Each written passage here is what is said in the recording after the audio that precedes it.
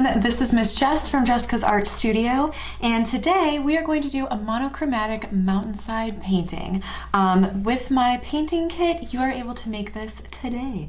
So let me tell you all the things in the kit that we're going to use today for this project. First thing is your canvas. There's two different canvases.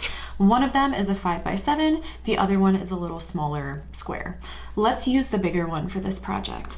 We're also going to use your paint palette. Mine has obviously already been very used. Then you can have your little tiny containers of acrylic paint. You have three primary colors, red, yellow, and blue. You have one white and you have one black. I've already used up all my black, so I'm going to be using my own acrylic paint today. Okay, and then of course we're going to use optional a painting knife, or a palette knife, I'm sorry, so that you can use this almost like a spoon to scoop your paint out, put it on your palette, and then clean it off when you're done that way. The paint brushes that I'm going to use today, you guys have an awesome set of brushes. I love this set of brushes. I've been ordering them for quite a while now. The two that I'm going to use for this project are, and I look at this, the glaze brush, right? This is a nice flat brush. This is going to be perfect for making the angles on our mountainside, right? Because when we put pressure on it, it sort of makes this big fan shape. So I love this brush. I'm going to be using this one today. And then also a smaller flat brush. We're going to do some sort of Bob Ross style trees in the background, or in the foreground here. So with our black paint later on, this will be our very final touch in using this little brush here. Okay. All right, let's get started. So yours might be wrapped, it might not. I'm just going to take my wrapper off here. And then monochromatic means you're going to use the same color. You're just going to add white or black to your paint to lighten it or to darken it. I guess except for mine, the only exception is the sky. The sky is not blue. I decided to make it orange. All right, so I think I'm going to do blue again. You could do any color for this project if you wanted to. For example, if you wanted purple mountains, go ahead and mix up some purple paint first, a little bit of red, a little bit of blue, and then we can be adding the white to your mixed color. Okay, I'm gonna just use the blue right out of my container today. So first things first, pop this guy open. Like I said, if you want to use your palette knife, this can kind of help portion out your paint. That's probably more than I need, but we'll start with that. Okay, go ahead and cap these up once you're done portioning out your paint so that they stay nice for a long time. The other color I'm going to use today is white, so I'm going to pop this off. Again, I should probably rinse off my palette knife first. Swish it around. Also, you need a container of water and maybe some paper towels for this project are really helpful. All right, dry it off nice and clean, and then I'm going to portion out my white paint.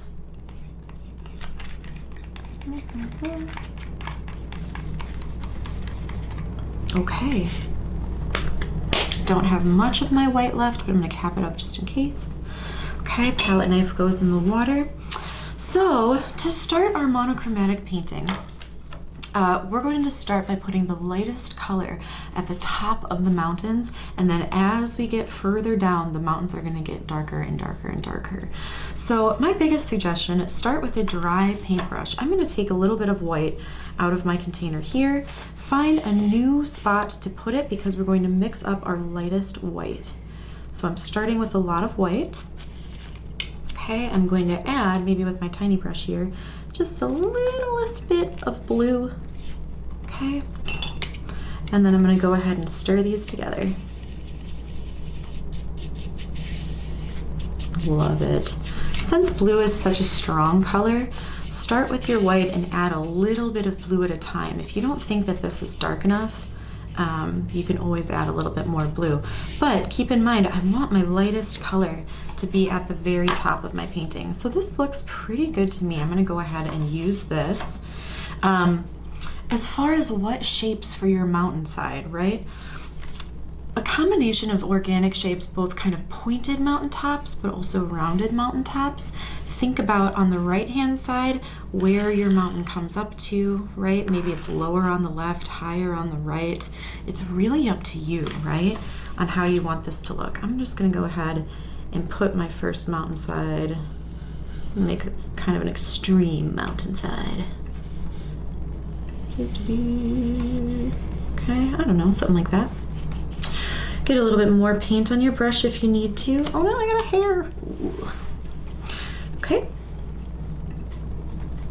Don't forget about the little edges of your canvas. I know that this is a pretty flat canvas board that we're using, but sometimes you can see the sides, so if you want to do a little bit of paint there, it's a good spot to put it. Okay, so my first one is down. Now, an option for my next layer, since I've got this wonderful light blue mixed up, I think I'm actually just gonna go ahead and take another scoop of blue, mix it in. We're going another shade darker. And stir it up, stir it up, stir it up. Awesome, I like this color. The next one that I'm going to do, I'm gonna overlap that first mountain, but I'm gonna do a little bit of a different pattern this time. This is what kind of makes it look really organic, like a real mountainscape. Mountainside. Okay. And then fill it all in. If you've got big blobs of paint, feel free to spread those out nice and thin. That sort of helps your painting dry faster. Okay. Awesome. I'm gonna go ahead and give my brush a rinse here. It kind of feels like the paint is loading up deep in the bristles and I wanna just keep it nice and crispy. Rinse it off. Again, use your paper towel. These paints don't need any extra water, so every time that I rinse it, I'm gonna give it a really good dry because sometimes the paint likes to hide deep in the bristles of my paintbrush, okay? All right, working my way down the mountain. I'm gonna add more blue to that same mix of paint that I have going still, so dip it in, give it a good stir, and this is going to make every shade that I add slightly darker, slightly darker, slightly darker. I think I'm gonna do a little bit extra on that one. Awesome. This time I'm gonna start my mountain a little taller on the left-hand side. Oops, not that one.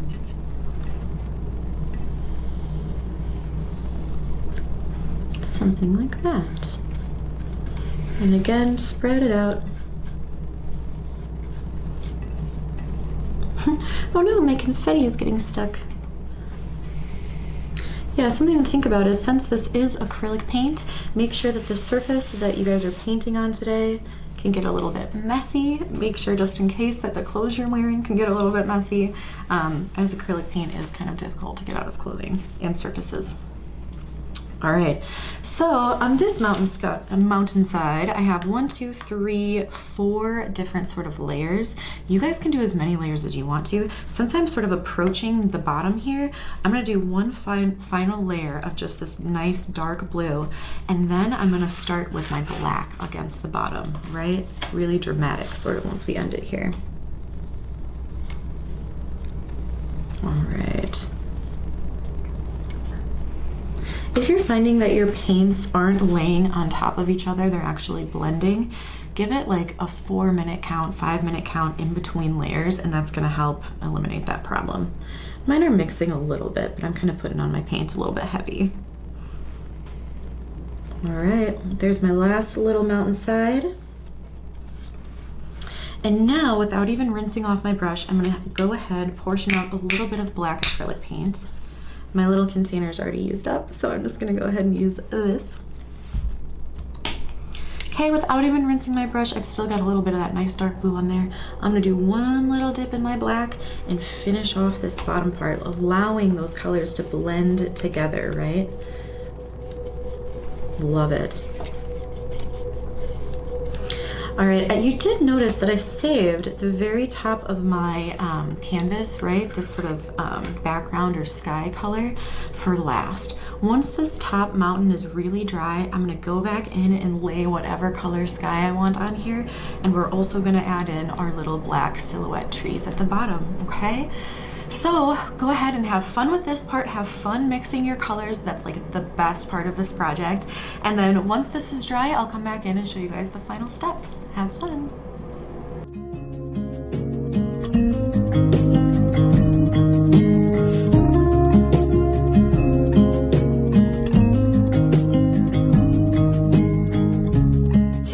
All right, you guys. So my paint has dried enough for me to put my trees on and my sky in the background on. So it's up to you kind of what colors you want to do for your sky. The first one that I did was kind of this pretty like peach orange color. So I think I'm going to try to recreate that today. Again, I have my yellow paint, so I'm going to use my palette knife, portion out a little bit of yellow paint. Awesome. And then cap it back up. Oh. And then a little tiny bit of red to get this sort of orange peach color. I'll grab my palette knife again. Good enough. A little bit of red. And cap it up. All right, this time I'm going to use my smaller flat brush, this one, because it does a really great tip for sort of going around the angles here of our mountainside. So to make my peach color, I'm just gonna mix it right in the middle here. I'm gonna actually start with a little bit of white, a little bit of yellow, and then since red is a really strong color, I'm only gonna take a little bit of red, and I'm gonna go ahead and stir these together. Look at that. Love it. Beautiful. So once you get the color that you like, nice and slow and steady, right, is how we do this. If you need to rotate your canvas, feel free. I'm using the flat edge of my brush, right? I've got kind of a nice glob of paint here, and I'm gonna slowly fan my brush right along the edge of my mountainside.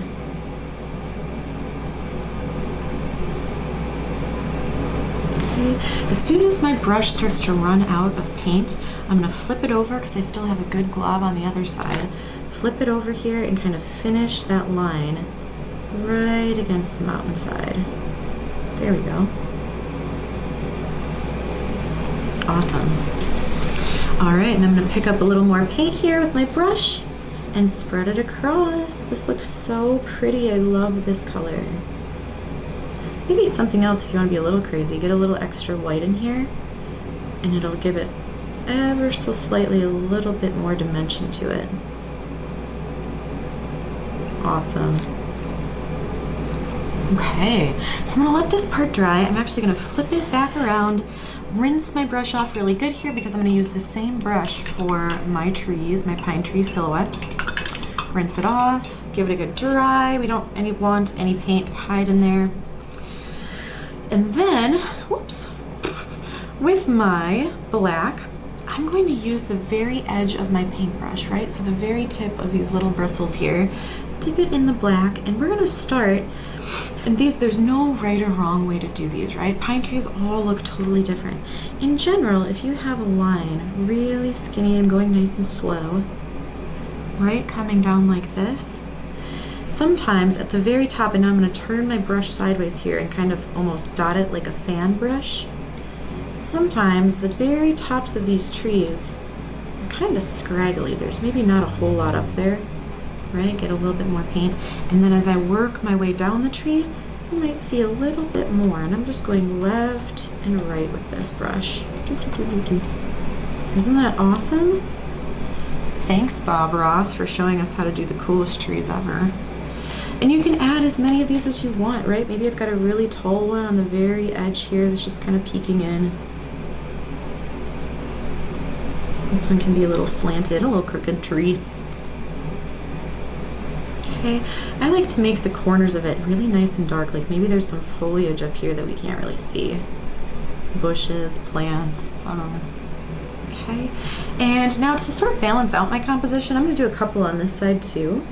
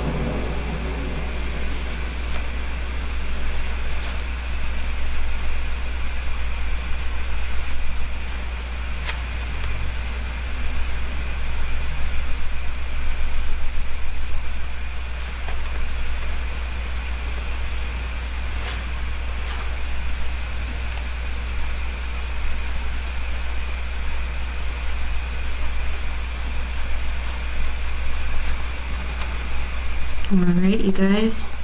I think I'm putting on the very final touches of my trees, right? If there's any little spaces that you feel like you want to fill in with a little extra black, go ahead. And you guys can make this way more interesting if you wanted to. You could put little stars in the sky. You could even play around with doing little tiny trees in the background on maybe some of the mountains in the distance. You could do anything with this project, okay?